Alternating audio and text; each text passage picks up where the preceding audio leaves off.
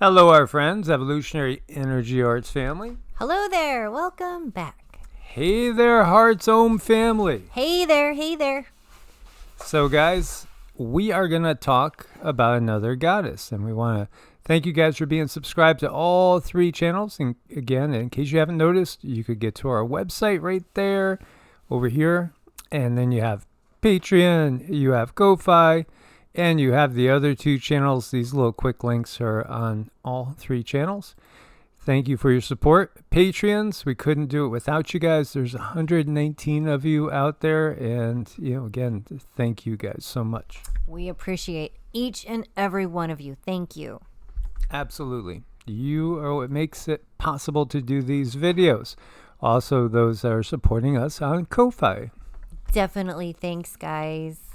So we are going to talk about an Inuit goddess.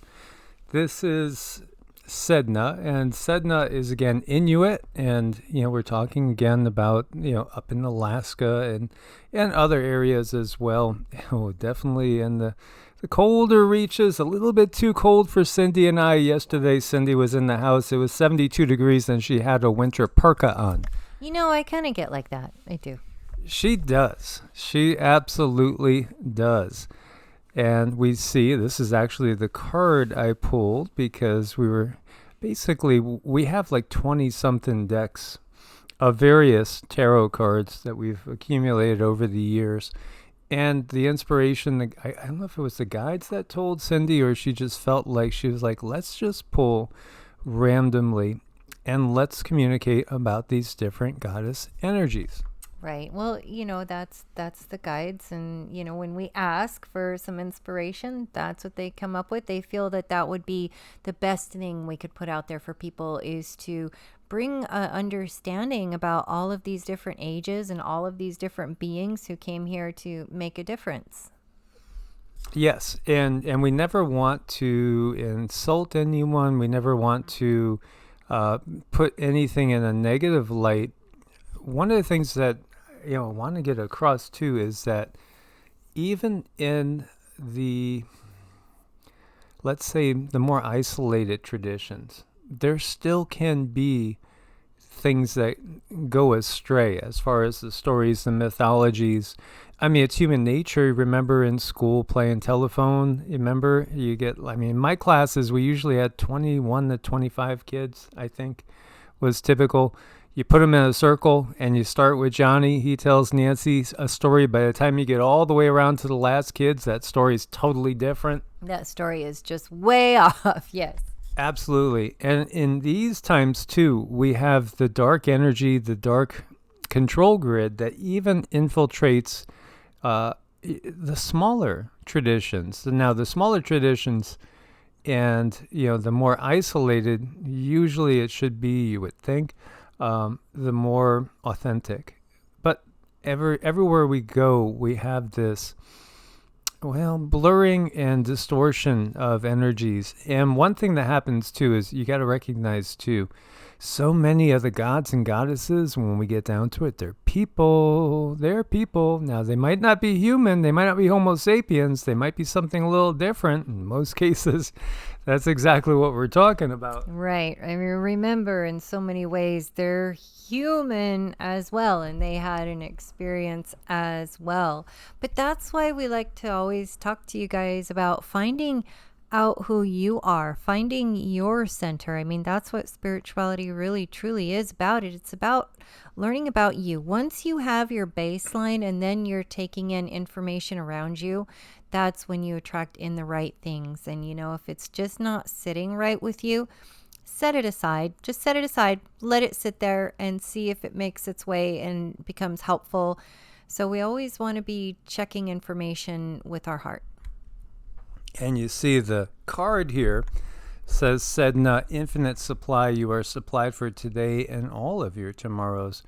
Again, we can most definitely fret, we can plan, we can worry about having enough of this, enough of that. I mean, I'm guilty. Yeah, absolutely. I'm guilty at times, and of maybe not trusting, and boy, do I trust in our guides. I completely trust in our guides And still, I'll kind of worry at times and think, ooh, was that the right move? You know, I mean, I've done it. And, you know, one of our clients, our last one, was saying, well, you guys have lived everywhere, haven't you? Aren't you going to move again?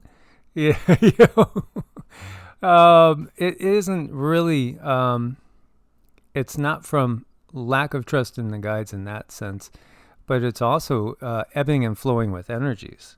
And that's important too. And when we look to harvests, you know, we could look to what's happening now, ebbing and flowing with energies.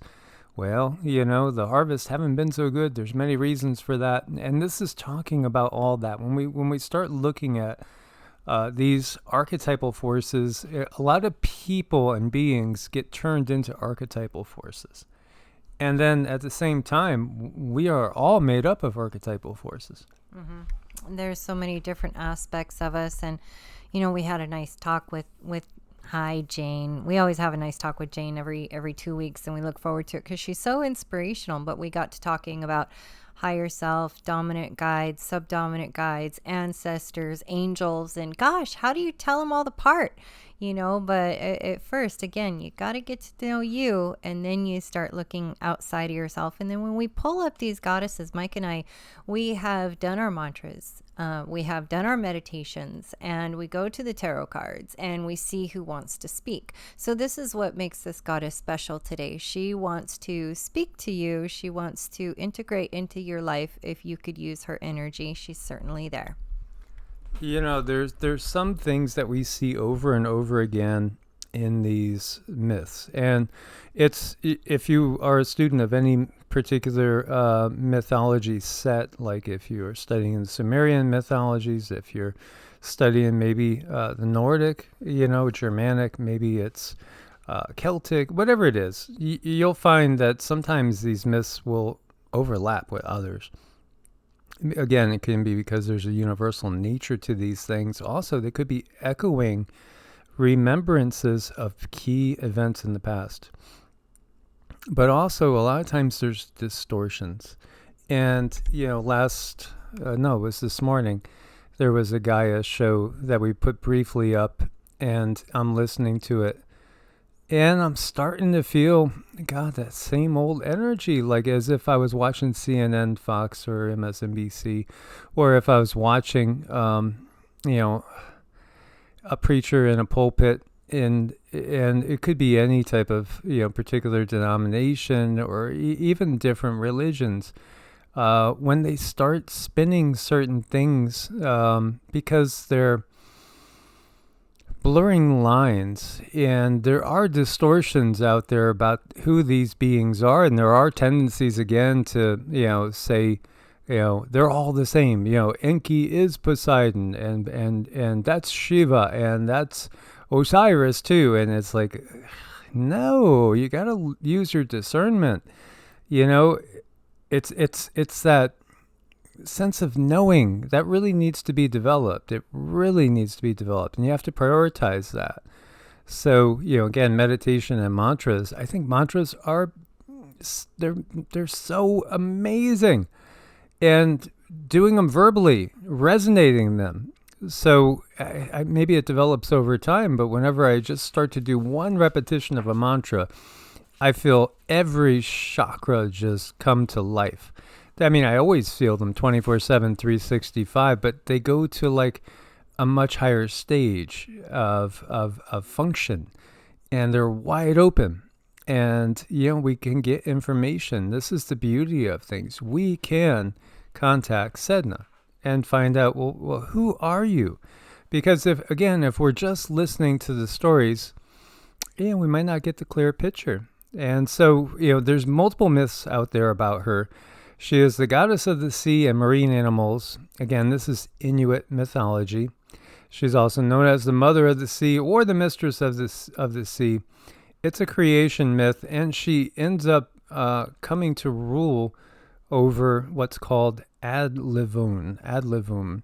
She's a beautiful maiden who rejects marriage proposals from hunters. When an unknown hunter appears, her father agrees to give her to him as a wife in return for fish.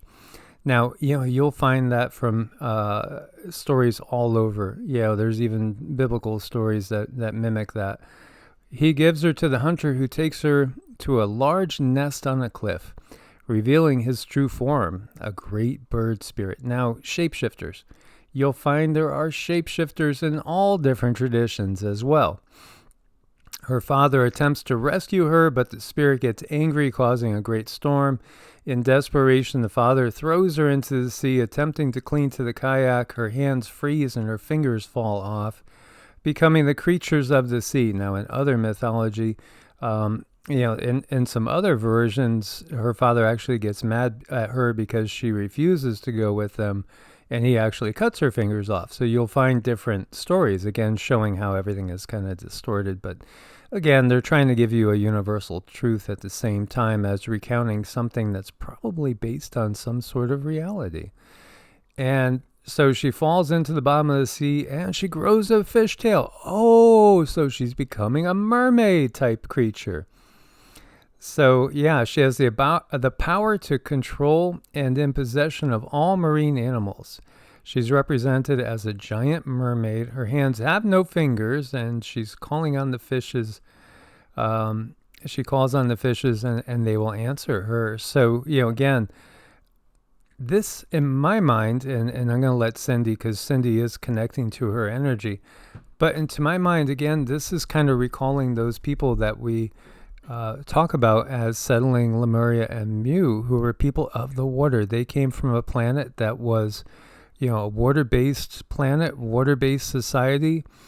They felt at home in the oceans. And so when we say, well, where is Lemuria and Mu? Did it sink to the bottom of the sea? Well, I mean, they're comfortable in the sea. There are cities to this day under the oceans that we some might know about, and others have legends about. Very few actually see any evidence of. I will share with you one story.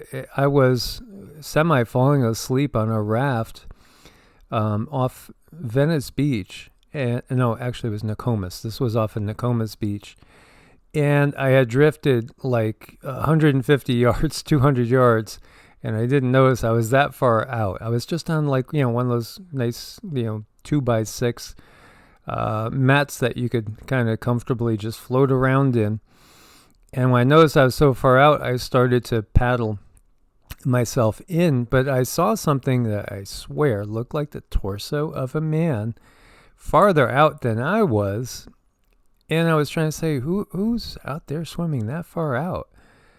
And it was a man's torso, and it looked pretty large and pretty muscular, but it was the way he was swimming. It was like he was more like walking on the bottom of the water instead of swimming. He wasn't at that type of an angle. So, boy, it was like, oh my God, you're out in the sun too long, you're hallucinating, you think you're seeing mermen now.